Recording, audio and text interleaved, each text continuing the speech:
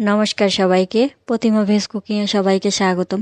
আজ আমি তোমাদের সাথে ধনিয়া পাতা ভর্তা রেসিপি শেয়ার করব। এখানে আমি 2 আটি ধনিয়া পাতা নিয়েছি। এবার এই ধনিয়া পাতাগুলো বেছে নেব। আটিটা আগে খুলে নিচ্ছি। খুলে নেওয়া হয়ে গেছে। এবার পুরোটাই একবার দেখাবো কেমন। এবার এখান থেকে একটা একটা করে বেছে নেব। গোড়ার দিকের যে নষ্ট পাতাগুলো থাকে সেগুলো ফেলে দেবো, আর গোড়াটা ফেলে দেব। একইভাবে সবগুলো বেছে নেব। সবগুলো পাতা বেছে নেওয়া হয়ে গেছে। ধনিয়া পাতাগুলো পরিষ্কার করে ধুয়ে কুচি করে কেটে নিয়েছি। এবার এই পাতাগুলো একটু ভেজে নেব। প্রথমে আগে ধনিয়া পাতাগুলো কড়াইতে দিয়ে দেব। এবার দিয়ে দেব কাঁচামরিচ, পরিমাণ মতো লবণ, আর দিয়ে দেব অল্প করে একটু জল। এবার একটু সব কিছু মিশিয়ে নেব।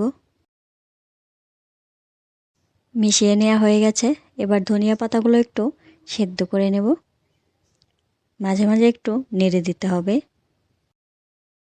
এই ধনিয়া পাতা ভর্তাটা খুবই সাধারণ, কিন্তু খেতে খুবই দারুণ। গরম গরম ভাতের সাথে এই ধনিয়া পাতা ভর্তা হলে আর তো কিছুই লাগবে না। এক থালা ভাত অনায়াসেই খেয়ে নেওয়া যাবে। জল শুকিয়ে গেছে।